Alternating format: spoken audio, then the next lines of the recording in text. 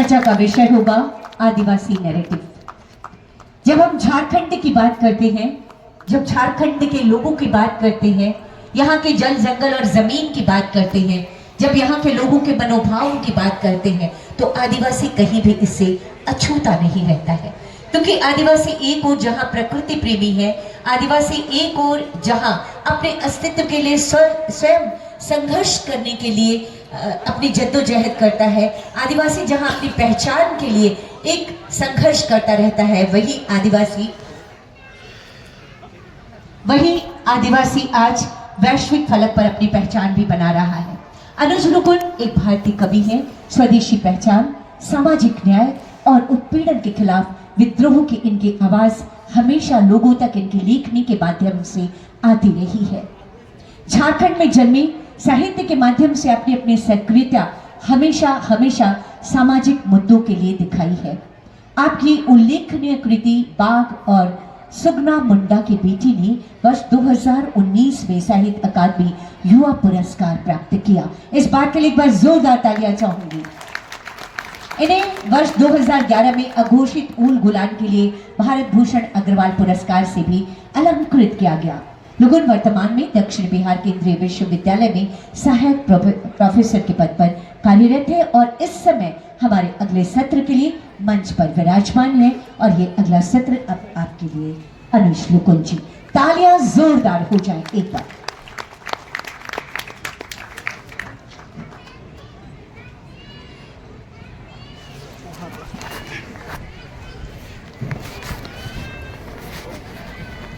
बहुत धन्यवाद। आप सबको जोहार। एक ऐसे समय में जब समाज से सांस्कृतिक नेतृत्व कम हो रहा है, अकादमी से सांस्कृतिक नेतृत्व खत्म होने को है लगभग, ऐसे समय में गुमला जिला के उपायुक्त और उनकी टीम ने ये पहल की है। ये बहुत विशेष पहल है। मैं सबसे पहले उन्हें साधुवाद देना चाहता हूँ इस बेहतरीन आयोजन के लिए कि उन्होंने सांस्कृतिक क्षेत्र में भी अपना नेतृत्व दिया है और हम सब यहाँ एकत्रित हुए हैं। मेरा विषय है adivasi narrative, heart beat of Indian literature. चूँकि समय की बाध्यता है तो मैं बहुत संक्षेप में अपनी बात यहाँ करूँगा।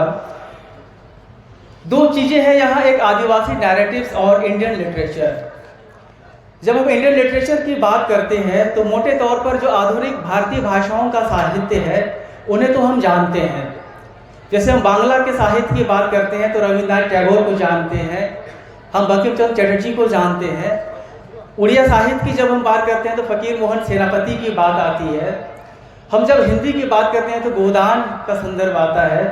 उसी तरह से अगर हम मराठी की बात करें या कन्नड़ मलयालम की बात करें तो वहाँ एक साहित्य परिदृश्य मौजूद है जिसे हम भारतीय साहित्य के अंतर्गत शामिल करते हैं। लेकिन उस भारतीय साहित्य की परिधि के अंदर जो आदिवासी साहित्य है उसका नैरेटिव्स है, यह क्या है और उसकी उपस्थिति किस तरह से है। चूँकि समय की सीमा है तो मैं बहुत विस्तार में ना जाते हुए संक्षेप में अपनी बात कहूँगा। डॉक्टर रामविलास शर्मा ने जब भारतीय साहित्य की भूमिका किताब लिखी तो उसकी प्रस्तावना में उन्होंने ये बात कही कि जो भारतीय साहित्य है, जो वैदिक सभ्यता संस्कृति से शुरू होती है, जहाँ सुर असुर सबके प्रसंग आते हैं, और इसकी चर्चा करते हुए दक्षिण में तमिल के साहित्य की बात करते हैं, संगम साहित्य की बात करते हैं और ये कहते हैं कि जो श्रुतिवाचिक परंपराओं में जो साहित्य था, जो बाद में लिपिबद्ध हुआ और वह साहित्य मिलकर एक बृहद भारतीय साहित्य का निर्माण करता है। लेकिन इस तरह की चर्चाएं जब होती हैं तो अक्सर जो इस धरती, इस माटी के जो आदिवासी समुदाय हैं, उन आदिवासी समुदाय की जो साहित्यिक सांस्कृतिक अभिव्यक्ति है, जो मूलतः श्रुतिवाचिक परंपरा में रही है, जो अब तक श्रुतिवाचिक परंपरा में ही जीवित है, उनका उल्लेख नहीं होता है। तो मुझे ये लगता है कि जब हम भारतीय साहित्य की बात करें तो हम सबसे पहले आदिवासी समुदायों की मातृभाषाओं में जो मौजूद साहित्य है, उनकी जो श्रुतिवाचिक परंपराओं का जो साहित्य है उसे हम देखें। फिर उसके बाद हम ये देखें कि जो लिखित साहित्य जो उभर कर आ रहा है, उस लिखित साहित्य में आदिवासी समाज की अभिव्यक्ति क्या है। जैसे संताली में लिखा जा रहा है तो उस संताली साहित्य की अभिव्यक्ति क्या है, कुड़ुख में लिखा जा रहा है तो उसकी साहित्यिक अभिव्यक्तियाँ क्या है, मुंडारी में है तो क्या है, बोडो में है तो क्या है, अगर वो नागालैंड की नागा भाषा में लिखी जा रही है तो उसकी साहित्यिक अभिव्यक्ति क्या है, ये हमें देखना चाहिए। क्योंकि आदिवासी नैरेटिव्स की बात हो रही है तो एक बहुत ही स्वाभाविक सा सवाल है कि क्या आदिवासी नैरेटिव्स बगैर गीतों के संभव है? क्या बगैर गीत संगीत नृत्य के संभव है? क्या वह नैरेटिव बगैर सामुदायिकता के संभव है? तो इसका जवाब होगा नहीं। और जैसे कि हमारे पुरखा डॉक्टर रामदल मुंडा जी कहते थे कि जे नाची से बाची।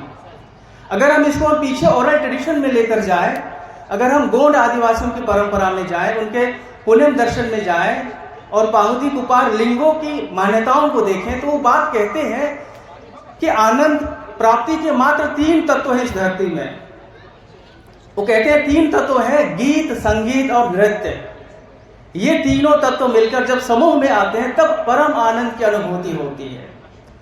यानी जब हम आदिवासी नैरेटिव्स की बात हम करते हैं तो उस आदिवासी नैरेटिव्स में गीत सबसे मजबूत उपस्थिति दर्ज करते हैं। यूं कहिए कि आदिवासी साहित्यिक अभिव्यक्ति चाहे वो पुरखों की हो चाहे आज की हो, उसमें जो गीत हैं वो सबसे ताकतवर वैचारिक और दार्शनिक उपस्थिति देते हैं। और इसका मैं एक रेफरेंस देना चाहूंगा।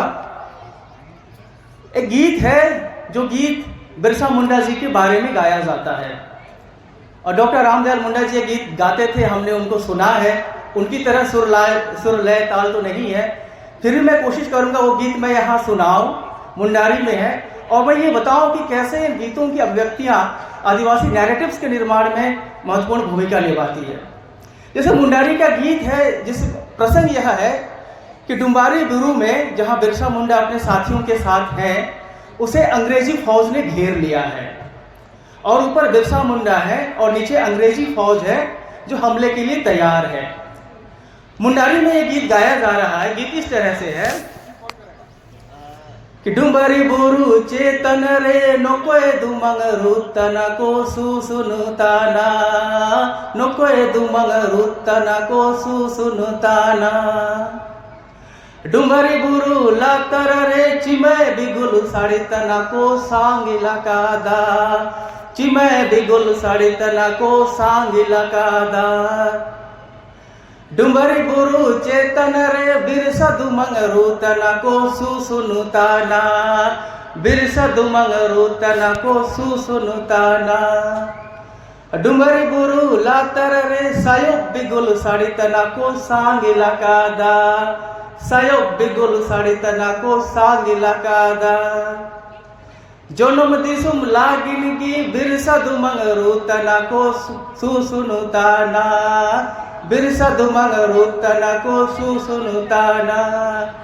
गुली चलाओ लागिन की सायोग बिगुल साड़ी तना को सांगिला कादा, सायोग बिगुल साड़ी तना को सांगिला कादा। ये गीत है। इसका भावार्थ यह है, कहा जा रहा है कि डुब्बारी पहाड़ के ऊपर कौन है जो मांदल बजा रहा है और लोग नाच रहे हैं, और डुब्बारी पहाड़ के नीचे कौन है जो बिगुल बजा रहे हैं और ऊपर ताक रहे हैं।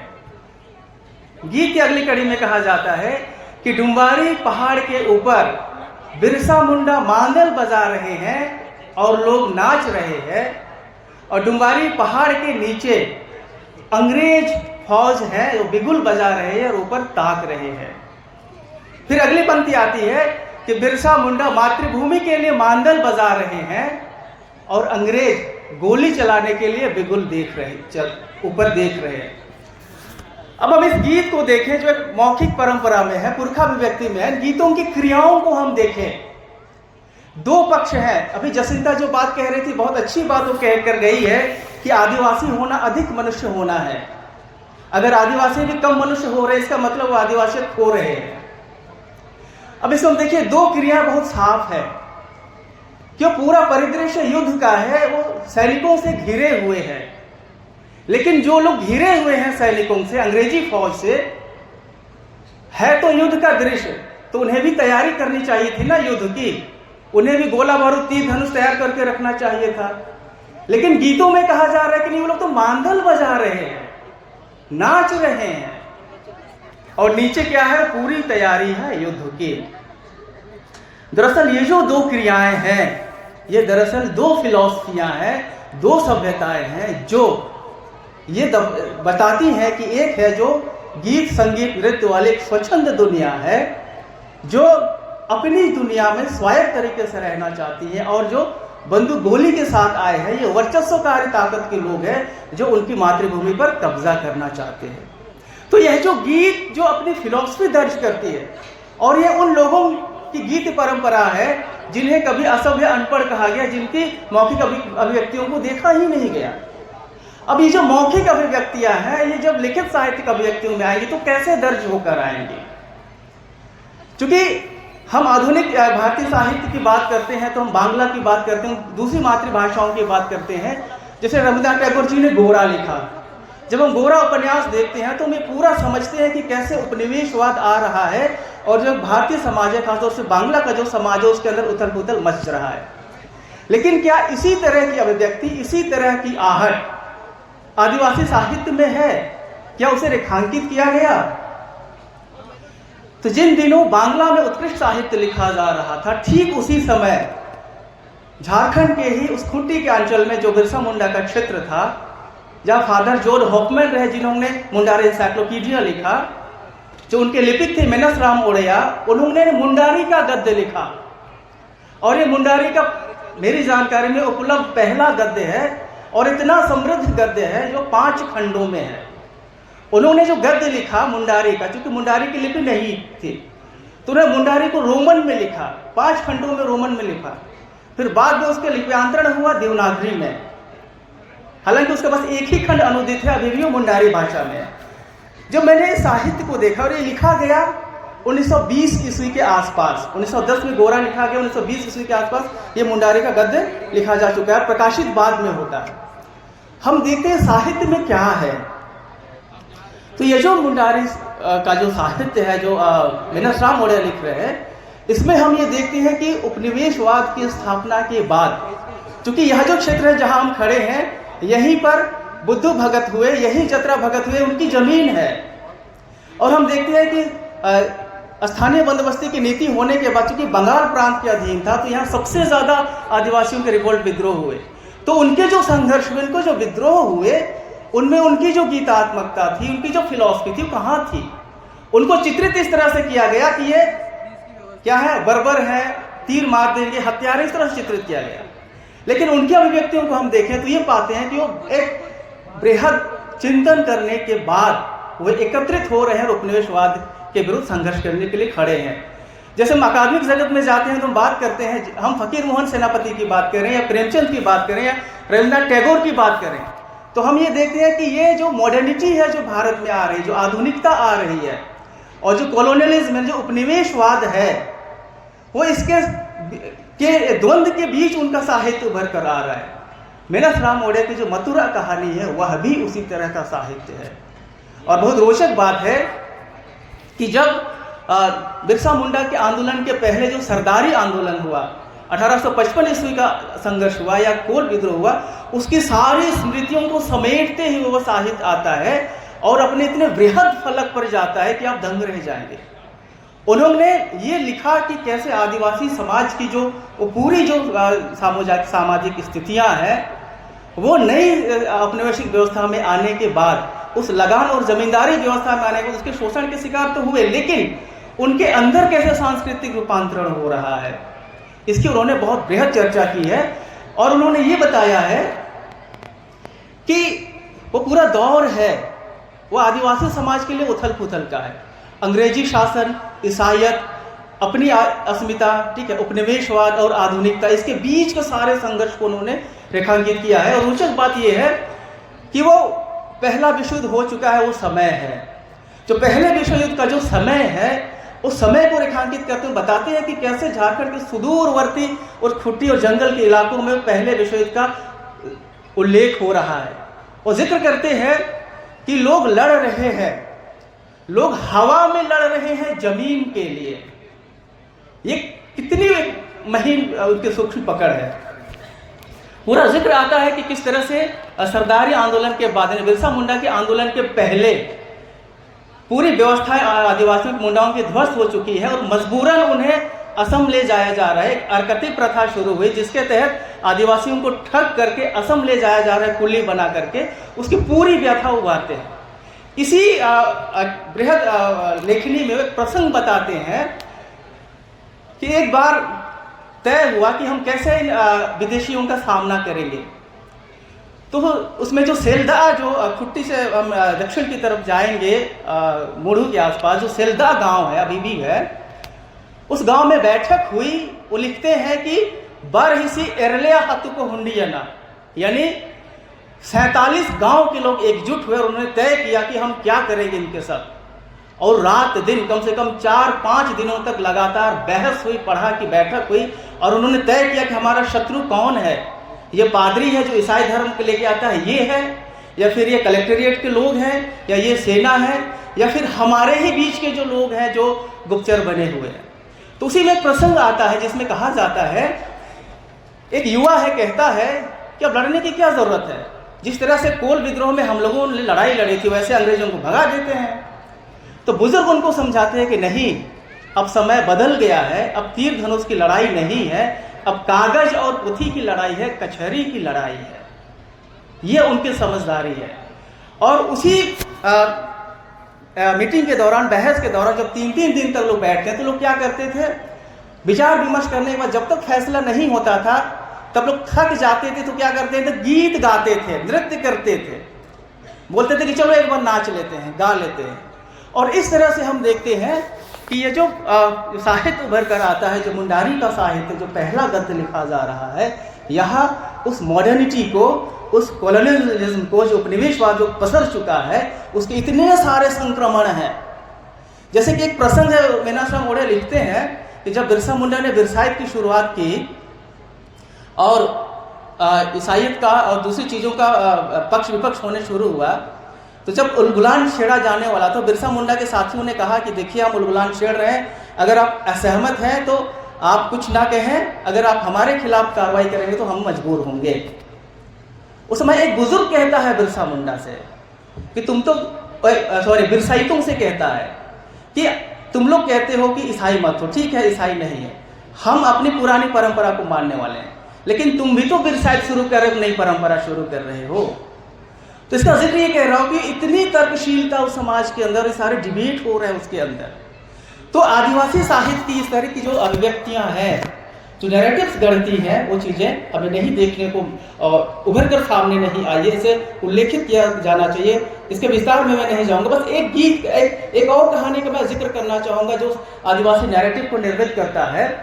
जैसे हम जिस क्षेत्र में बैठे हैं, ये पूरा क्षेत्र बाघों का क्षेत्र था। बाघ और जंगली जानवर, शेर खूब होते थे। जो पुरानी पीढ़ी के लोग हैं जैसे कि नारायण सर ये जानते होंगे। रोज केरकेट्टा की एक कहानी है, उस कहानी का जिक्र मैं जरूर करना चाहूँगा आदिवासी नैरेटिव की बात करते हुए।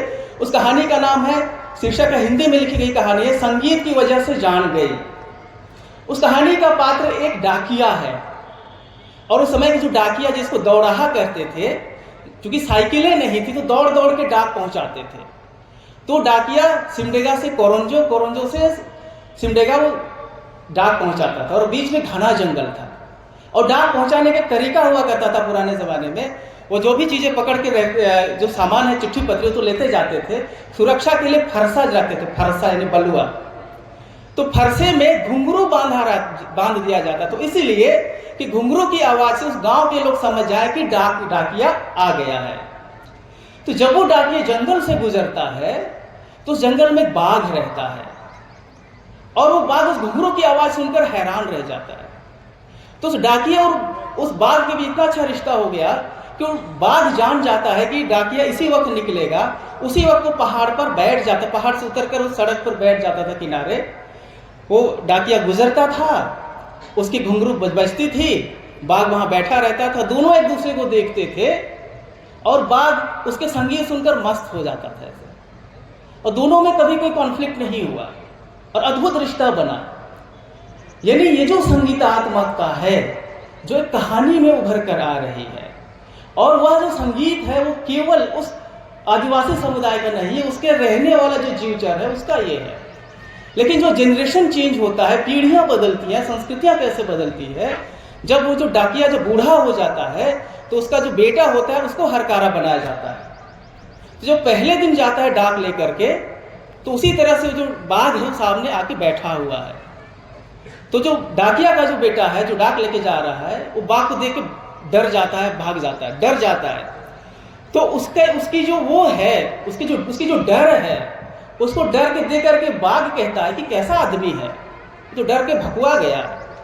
ठीक है, फिर होता यही है कि वो जो बेटा है वो डर से वहां से पार करता है, भागने की कोशिश करता है, तो उसकी जो संगीत की जो ध्वनि बदल गई है, क्योंकि अब डर के भागेंगे, उसके घुंघरू की आवाज अब निश्चिंत होकर जा रहे हैं, इसके संगीत की आवाज में फर्क है। और होता ये है कि एक दिन उस नए डाकिए के कहने पर गांव वाले आते हैं और उस बाघ को मारते हैं, उस पर हमला करते हैं। तो ये जो मैं कहानी इसलिए कह रहा हूं कि आदिवासी, जब हम लिटरेचर की बात करेंगे, आदिवासी साहित्य की हम बात करेंगे, चाहे वो नागा की भाषाओं में हो, बोडो में हो, दूसरी भाषाओं में हो, या आप बोली भाषाओं में देखें, जो भारतीय साहित्य के मुख्य धारा के हिस्से की तरह अभी भी नहीं है। अब हम जितने भी किताबें उठाकर देख लीजिए इंडियन लिटरेचर की है, उसमें आदिवासी लिटरेचर का तो जिक्र भी नहीं देखने को मिलता है, बहुत कम देखने को मिलता है।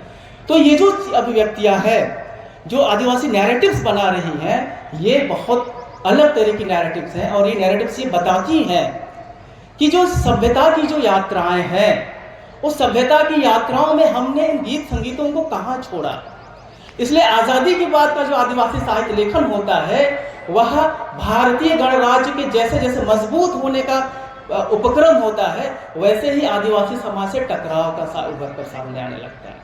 यानी आदिवासी समाज और अपनी उन चीज़ों को, उन विरासतों को बचाने की कोशिश में, और वो सारी चीज़ें जो इंडियन स्टेट के मजबूत होने के साथ, विकास की प्रक्रियाओं के साथ चले आ रहा है, वो कॉन्फ्लिक्ट होना शुरू होता है।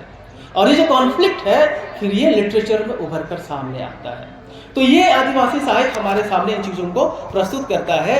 और चूंकि समय हो चुका है, मैं संक्षेप में अपनी बात समाप्त करना चाहता हूँ कि ये जो बातें हैं जो इंडियन लिटरेचर को लेकर है, कि केवल के आदिवासी जो इंडियन लिटरेचर को लेकर है, केवल भारतीय संदर्भ में है नहीं, या दुनिया के दूसरे आदिवासी समुदायों को देखिए, उसी तरह का साहित्य देखने को मिलेगा।